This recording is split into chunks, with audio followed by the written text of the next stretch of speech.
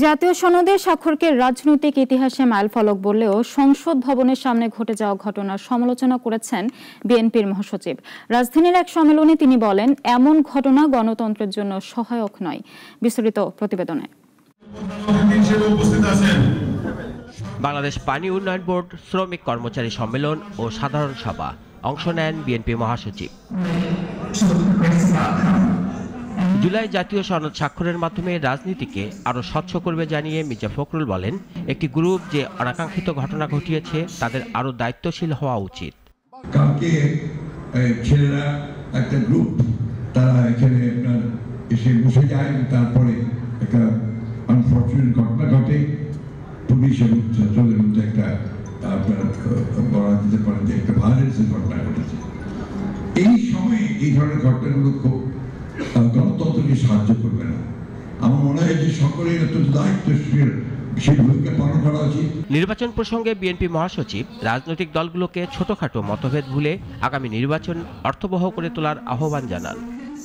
আগামী যে নির্বাচন, এই নির্বাচন কিন্তু অত্যন্ত গুরুত্বপূর্ণ নির্বাচন। এই নির্বাচনের মাধ্যমেই আপনার নির্ধারিত হবে যে আপনি কি সত্যিকার অর্থে একটা উদারপন্থী গণতন্ত্রের দিকে যাবেন নাকি আবার অন্যদিকে চলে যাবেন।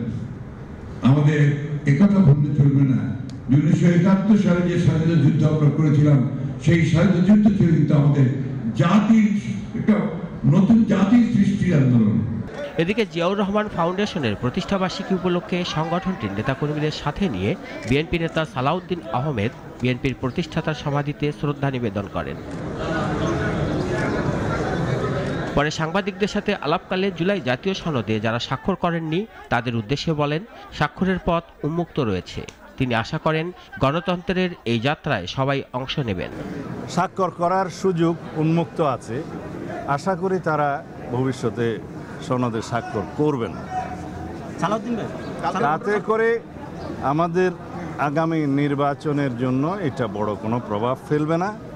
জুলাই জাতীয় সনদ স্বাক্ষর অনুষ্ঠানকে কেন্দ্র করে যেসব বিশৃঙ্খলা হয়েছে তার তদন্ত হচ্ছে জানিয়ে বিএনপি নেতারা বলেন, জাতীয় ঐক্যমত্য কমিশন তাদের দাবি মেনে নেয়ার পরেও অসন্তোষ হতে পারে না। এরা আওয়ামী ফ্যাসিস্ট বাহিনী হতে পারে বলেও দাবি করেন তারা।